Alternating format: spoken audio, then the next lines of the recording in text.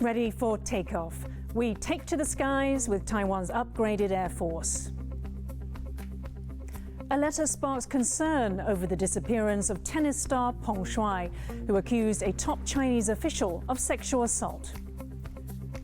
The first migrant workers are back in Taiwan as border restrictions are eased. And as Taiwan's harvest season approaches, what's the plan to help farmers around the fruit ban?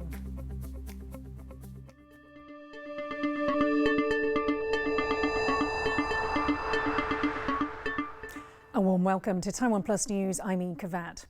Taiwan unveiled the first squadron of its most advanced version of the F-16 fighter jet in a ceremony led by President Tsai Ing-wen. The first batch of F-16Vs were officially commissioned today at Chiayi Air Force Base. The move to retrofit a total of 141 fighter jets will make Taiwan the first in the world to have such aircraft combat ready. It comes at a time when tensions in the Taiwan Strait are at historic highs. Jaime Ocon has this report. The jets are finally cleared for takeoff. These F-16Vs, or the F-16 Viper variant, were showcased in a ceremony at Chiayi Air Force Base on Thursday. The fighter jets were upgraded in cooperation with the U.S., and it was a point that Taiwan President Tsai Ing-wen highlighted in her speech. 这是台美双方的国防工业合作，不仅是台美友谊的再进展，更代表台美伙伴关系的坚定承诺。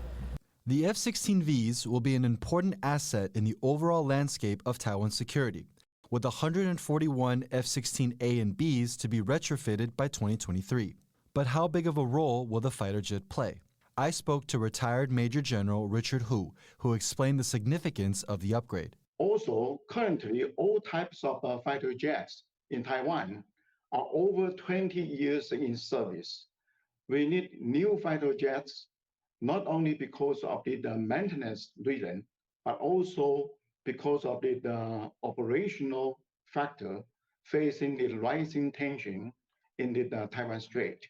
So what's so different about this aircraft compared to the older F-16A and B? Well, let's take a look. The aircraft is equipped with active electronically scanned array radar, which is able to detect and track time-critical, hard-to-find targets in all weather conditions. The F-16V outboard weapons include AIM-120 air-to-air missiles, Maverick air-to-ground missiles, and Harpoon anti-ship missiles. And powering the aircraft is a F-100 afterburning turbofan engine with a maximum speed of Mach 2. That's twice the speed of sound. Weapon systems and arms developments like this are critical for Taiwan's defense capabilities. U.S. military officials have criticized the island for not doing enough to raise combat readiness. Actually, we purchase a lot of weapon systems from Trump administration. Totally, it's adding up to 18.3 billion US dollars. And for F-16V, it's cost Taiwan around 8 billion US dollars. So it's a huge one, actually, a big deal. An even bigger deal is the number of incursions by the Chinese military into Taiwan's airspace, or ADIZ. Last month, a mix of 149 Chinese fighter and bomber planes breached the ADIZ in a span of 4 days. Chinese President Xi Jinping has made it no secret that he wants to reunify with Taiwan and realize the ultimate China dream. Officials in Washington have reiterated they would help Taiwan, albeit indirectly. Despite significant increases in military spending, Taiwan's Ministry of National Defense has acknowledged that it is no match for China in terms of resources, manpower, and military technology. Even though the United States and its allies have called for support of Taiwan if China were to use force, Taiwan understands that this is not a promise, and that ultimately the island's fate rests in its own hands. Cameron Xu and Jaime Ocon for TaiwanPlus. A trilateral trade partnership between the United States, Japan and the European Union is being renewed. The move is part of the Biden administration's push to build a coalition countering China's subsidies and other state-driven economic policies. Trade representatives from the three sides say they plan to meet on the sidelines of a World Trade Organization conference in Geneva at the end of the month. The move comes as US Trade Representative Catherine Tai visits Japan as part of an Asia trip. The US and Japan also announced a trade pact designed to deepen their alliance and build on Biden's commitment to the Indo-Pacific. とりわけインド太平洋地域の自由で公正な経済秩序の構築のため、日米の中心とする有志国でしっかりとしていきたいと思います。 A statement supposedly from the missing Chinese tennis star Peng Shuai is doing little to stem fears for her safety. Chinese state media released a letter saying it was from the Grand Slam doubles winner, who has not been heard from since early November. She has accused the former Chinese Vice Premier Zhang Gaoli of sexual assault. James Chater has the details. Over 2 weeks of radio silence from Chinese tennis star Peng Shuai since her high-profile sexual assault allegations, purportedly broken by this statement. Addressed to the head of the Women's Tennis Association, Peng appears to withdraw her accusations of sexual assault made against Zhang Gaoli, former Vice Premier of China.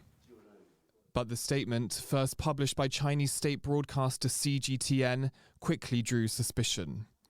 Online observers pointed out the stilted language, which begins with "Hello, this is Peng Shuai," as well as the presence of a typing cursor in the middle of the text.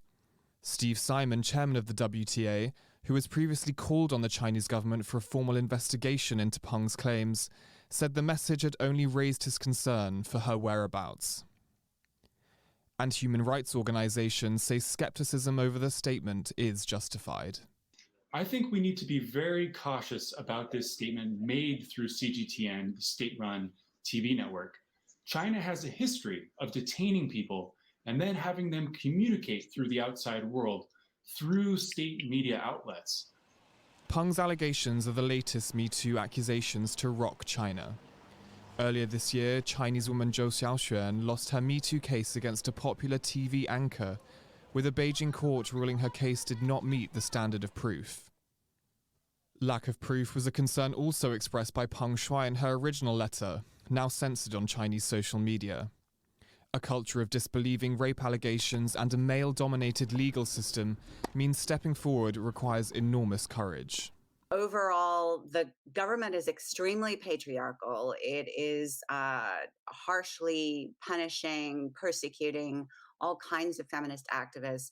Victims of sexual assault who speak out are routinely censored and silenced or persecuted. And so the vast majority of victims are never going to speak out. Peng's letter was censored on Chinese social media within half an hour of its publication on November the 2nd. Attempts to post either Peng Shuai or Zhang Gaoli's name triggered a notice saying that relevant laws prevented the action. But tennis stars around the world are ensuring Peng's plight won't be forgotten. On Wednesday, tennis champion Naomi Osaka with her own statement, saying that censorship is never okay and signing off with the hashtag, "Where is Peng Shuai?" This is the first time someone so close to the height of Chinese power has been the subject of Me Too accusations. Zhang's high profile combined with Peng's international stature will mean negotiating the allegations will be a tough balancing act for Beijing. That's before even considering the imminent Winter Olympics.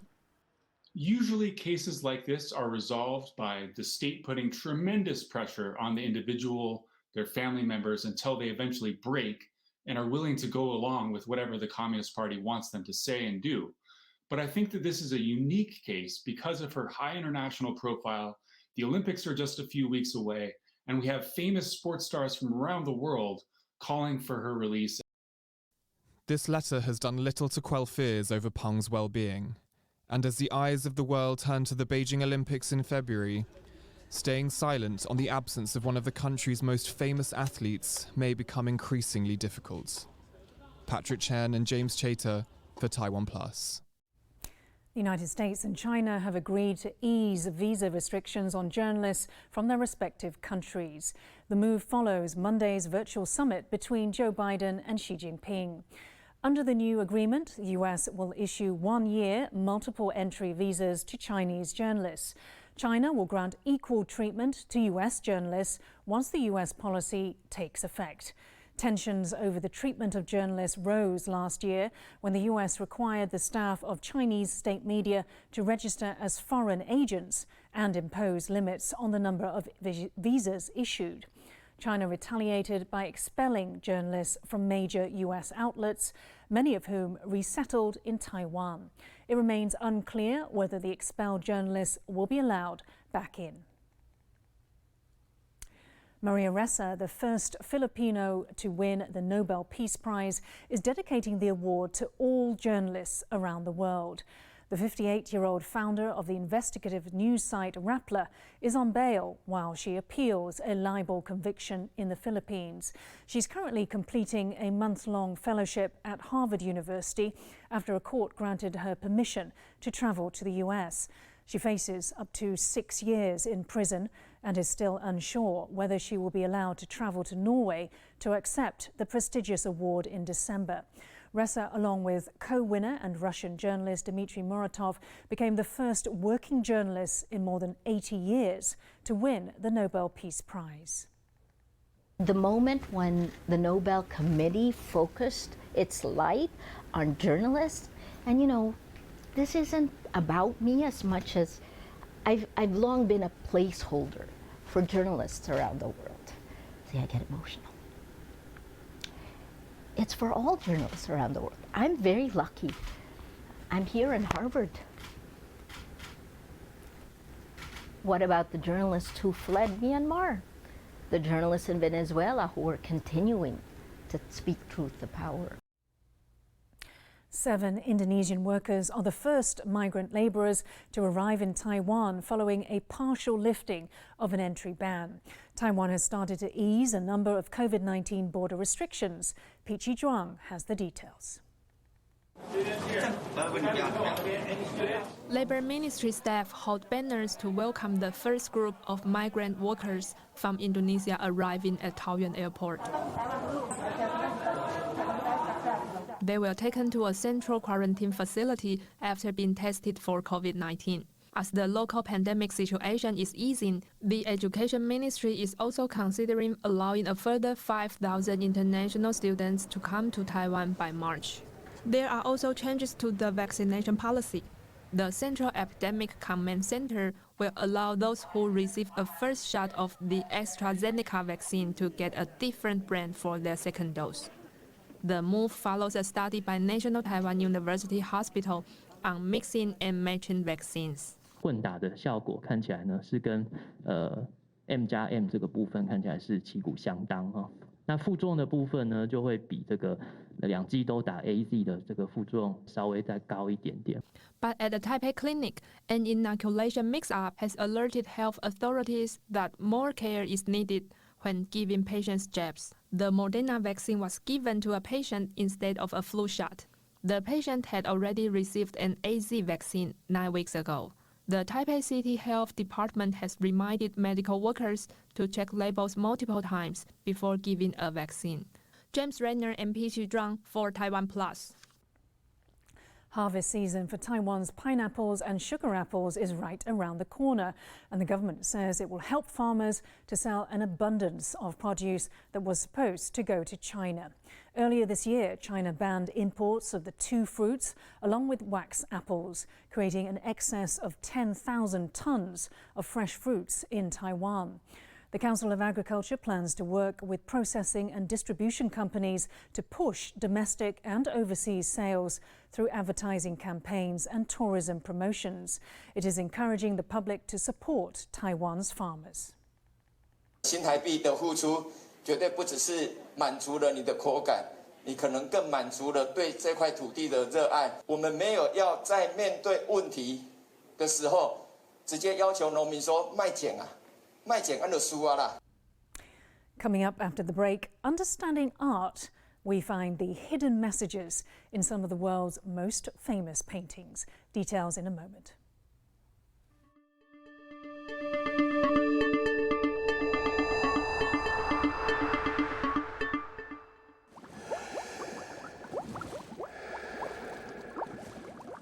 So, 你觉得山给了你什么？没有办法用几句简短的话语来带过，但它造就现在的我。山就是给了一个我们远离世俗的环境，你可以忘记很多事情。不要怕去探索新的东西吧。很深沉的去认识一块土地，去认识一个很深邃的自然。在山的面前，你只会一直感觉到自己的渺小。每一次都有不同的考验哦。妈妈表现怎么样？很好，10分坚强。山是有魔力的地方。那如果今天不让你爬山，你觉得你会死？生命肯定会延续下去，但我想心灵有一部分会枯萎掉吧。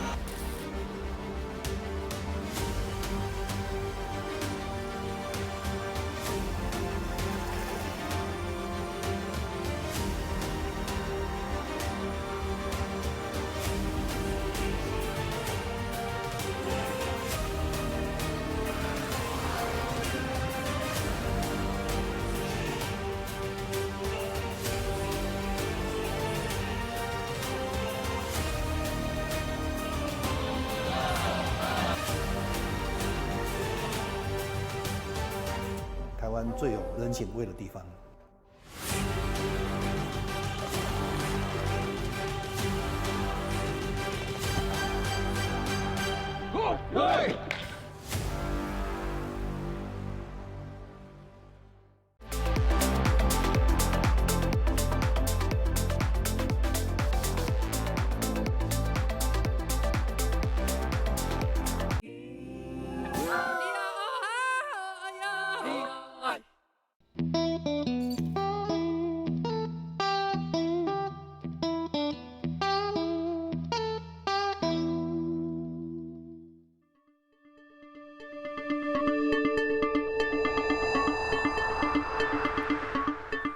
Welcome back. You're watching TaiwanPlus News. Let's take a look now at some of the news making headlines around the world.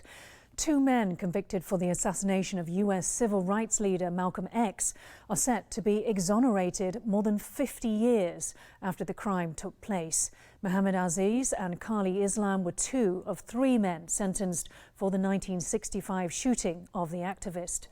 Both men had always maintained their innocence. After a 2-year investigation, the Manhattan District Attorney's Office found authorities had withheld evidence in the trial, according to a report in the New York Times. Aziz and Islam served over 20 years in prison for the murder and were released in the 1980s. Aziz is now aged 83, while Islam died in 2009.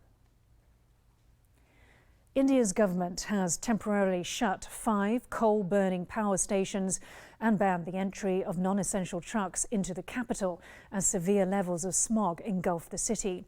They also closed schools indefinitely, with hospitals reporting a spike in the number of children with respiratory complaints. Pollution in New Delhi surges every winter when low temperatures trap pollutants from power plants, burning garbage and fumes. The Canadian province of British Columbia has declared a state of emergency after 2 days of torrential rainfall caused massive flooding and landslides. British Columbia Premier John Horgan described it as a once-in-500-year calamity, warning that the death toll will likely rise. 1 person has died and thousands are displaced. The federal government is preparing to send 4,000 troops to hard-hit inland areas to help with evacuation efforts. Apple has announced plans to allow people to repair their own phones, laptops and other devices, a U-turn in policy for the tech giant. Parts, tools and manuals will be made available early next year, starting with the iPhone 12 and 13 in the United States. It means consumers won't necessarily have to take a broken device to an Apple store or an authorized dealer. The move comes after the US Trade Commission pushed through what it dubbed the right to repair, giving consumers more freedom to choose their service providers. A self-portrait by Mexican artist Frida Kahlo sold at auction on Tuesday for a record-breaking $34.9 million. It was the highest price ever paid for a painting by a Latin American artist. Completed in 1949, Kahlo's Diego went under the hammer at Sotheby's in New York and sold to an unidentified buyer. Kahlo spent long periods bedridden after a traffic accident in her youth and created some 200 pieces of art. They were mainly self-portraits that transformed her misfortune into bold, colourful paintings. While for Frida Kahlo it was a life-changing event, for many artists, inspiration can come from simple, everyday moments. They often use subjects that are part of their daily lives, which could be something as common as children playing. However, hidden themes mean there's much more than what meets the eye. Here's a retrospective from experts at the National Palace Museum.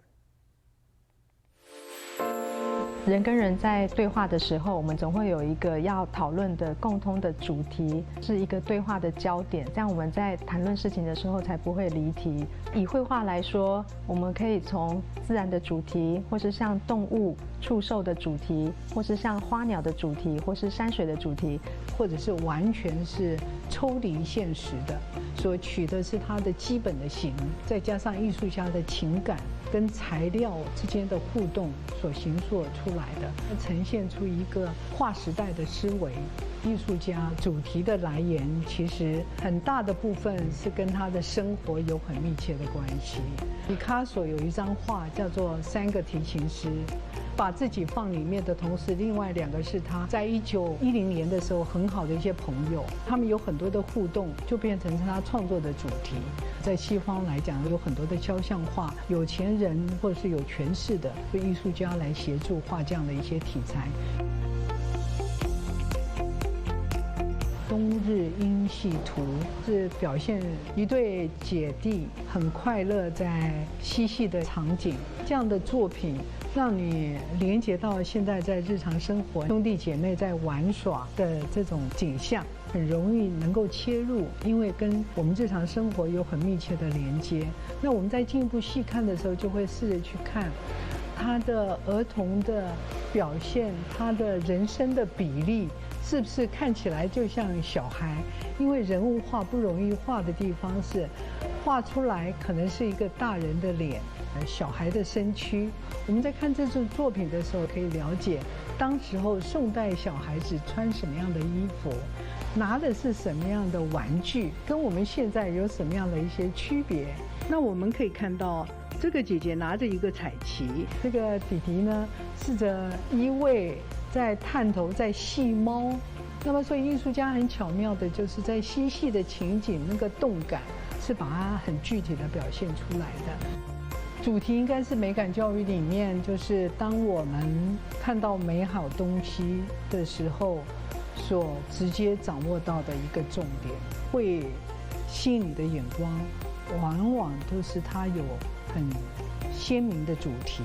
所以让我可以直接掌握艺术家或作者试着要表达的主要的情怀、思考、意念是什么。The first TaiwanPlus Film Festival is now online. A total of 10 award-winning Taiwanese films are available outside of Taiwan for free at TaiwanPlus.com through the end of the year. Global viewers in select areas will be able to see 3 classic movies by director Ang Lee, known as the Father Knows Best trilogy, as well as masterpieces from the 1960s. Here's a look at some of the highlights.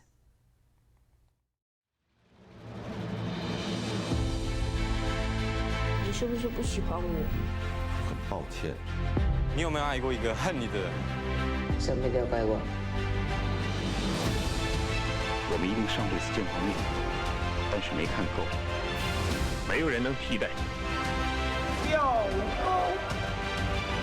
世界上一定更新的事不是没有，但是绝不能把生活中没有遭遇过的经历，错误的把它当成是爱情。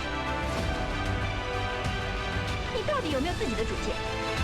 真正的爱情是跟一个关心你的人在一起，这个人可以让你表达内心的感受。每个人拿做自己谈恋爱的权利，为什么要这样分恋人I love you. Me too.